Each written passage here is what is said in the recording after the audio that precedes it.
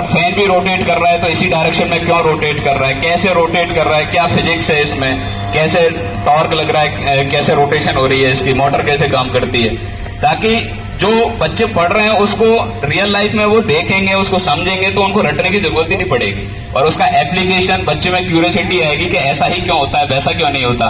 तो देन जो एक क्रिएटिव स्किल्स हैं, जो IQ होते हैं, वो थोड़ा सा बढ़ेगा उनका।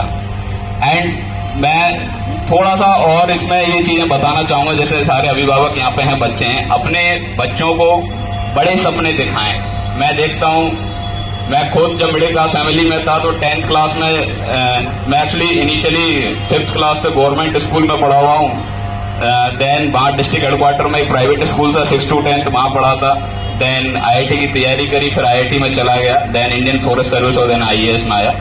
तो मुझे मेरे पर्सनल एक्सपीरियंस में जब मैं 10th क्लास में था तो मेरे पास कोई कैरियर गाइडेंस के लिए कोई था नहीं, तो जो सब लोग फॉलो करते हैं, मैंने भी IIT के लिए चला गया, लकीली मेहनत की और लक साथ में था तो सिलेक्शन हो गया। IIT में जाके मुझे रियल एक्सपोजर मिला मेरे कैरियर का। लेकिन मैं चाहता हूँ यहाँ, अब जैसे पलवल में मेरी पोस्टिंग है तो मैं DO साहब से कोऑर्डिनेट करके एक कैरियर काउंसलिंग प्रोग्राम भी स्टार्ट करूंगा। जैसे यहाँ पे IAS ऑफिसर्स भी हैं, डिस्ट्रिक्ट में IPS ऑफिसर्स भी हैं, एंड हर एक डिपार्टमेंट के HODs हैं और उनके नीचे काम करने वाले स्टाफ हैं। तो हर एक स्टाफ का हम एक कैरियर काउंसलिंग प्रोग्राम करेंगे, ताकि स्पेशली 9th to 12th वाले बच्चे 10th के बाद हम जो सब्जेक्ट चूज करते हैं वो हमारे इंटरेस्ट के हिसाब से सेलेक्ट करनी चाहिए, ना कि ऐसे कि जो मेरे बड़े भाई ने बहन ने लिया था तो मैं भी ले लेता हूँ, और देन बाद में वो ऐसे कोर्सों में एनरोल्ड हो जाते हैं जिनका उनमें इंटरेस्ट भी नहीं होता।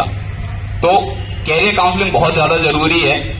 आप सपने बड़े देखें। मैं देखता हूं कि अगर बहुत लोगों से पूछें कि IAS बनना चाहते हो तो वो बोलेंगे कि हमारा तो होगा ही नहीं, हमें पता है एजुकेशन नहीं है, फैमिली बैकग्राउंड ऐसा वैसा। आप अगर कॉन्फिडेंस रखते हैं तो 50% टारगेट आपका उसी टाइम अचीव हो जाता है। उसके बाद तो आपको पेपर का पैटर्न देखना होता है, उस एग्जाम की क्या डिमांड है, किस टाइप के क्वेश्चंस पूछे जाते हैं, लास्ट 5 to 10 ईयर्स के पेपर्स का एनालिसिस करना होता है, और एक अच्छी सी टेस्ट सीरीज ज्वाइन करके प्रैक्टिस करनी होती है, ताकि जो आपकी एग्जाम की मिस्टेक्स हैं वो आपको पहले ही हो जाए। आपको एग्जाम में सिली मिस्टेक्स हो के ना, आप कोई सा भी एग्जाम दें, चाहे IAS का हो या क्लर्क का हो या कोई भी हो, जॉब सब बढ़िया होती हैं। आप क्लर्क का एग्जाम देते हो तो ये तो नहीं सोचते हो ना कि मैं छोटी एग्जाम की तैयारी कर रहा हूं तो मैं बस 2 ही घंटे पढ़ूंगा। आप अपना तो 100% देते हो। जब आपको 100% देना ही है तो फिर सबसे बड़ा ड्रीम करते हैं ना। आपको अगर लाइफ में कुछ भी करना है, मैं ये नहीं कहता IAS ही बने, आप जो भी आपका इंटरेस्ट है, वेदर इट्स स्पोर्ट्स, पॉलिटिक्स या एक्टिंग, एनीथिंग, उसमें आप अपना 100% दें।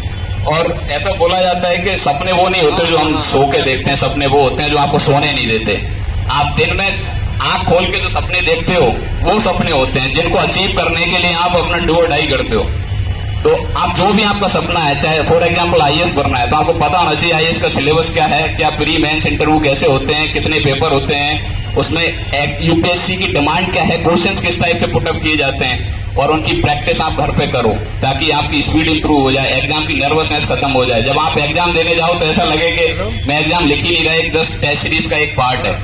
तो अगर आप ये सब फॉलो करोगे तो मैं स्टाफ पेपर पर लिख सकता हूँ, आप कोई भी एग्जाम लिखोगे उसमें सेलेक्ट तो हो ही जाओगे, और अगर अच्छे से मेहनत करोगे तो टॉपर भी हो जाओगे। गाड़ी अंदर कर देगा। और तो 2-3 चीजें हैं जो मैं आप लोगों के सामने रखना चाह रहा था कि एक तो कैरियर गाइडेंस बहुत जरूरी है, एंड अपने टीचरों का रेस्पेक्ट करें और टीचर भी अपनी ड्यूटियां निभाएं, एंड मोरल एजुकेशन है जो हमें परिवार समाज से मिलती है, स्कूल में तो मिलती ही है, नो डाउट इन दैट, उस पर ध्यान दें, ताकि जब हमारा देश विश्व गुरु माना गया है, और विश्व गुरु इसीलिए माना गया है कि हम ओनली बुकिश लैंग्वेज के साथ साथ अब जो मोरल एजुकेशन है, जो पहले से गुरुजी सिस्टम है, वो इसीलिए है कि मोरल एजुकेशन बहुत इक्वली वेटेज दी गई है यहाँ पे।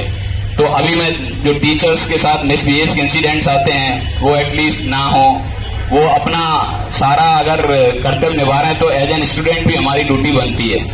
तो इन सभी शब्दों के साथ मैं वंस अगेन आपको हैप्पी टीचर्स डे की शुभकामनाएं देता हूँ।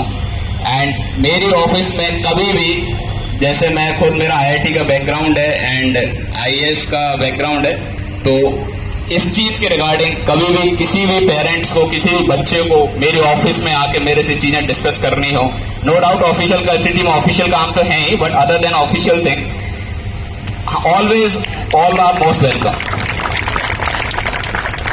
एंड मैं एक और जैसे फीमेल लिटरेसी इंडिया में थोड़ी सी डाउन है, तो उस चीज को लेके भी मैं सारी मदर से रिक्वेस्ट करूंगा कि अपनी अपनी बच्चियों को ना पे तो 10-12 तक ऐसी एजुकेशन दें कि वो जॉब लगे, ताकि उनकी फाइनेंशियल इंडिपेंडेंसी आए।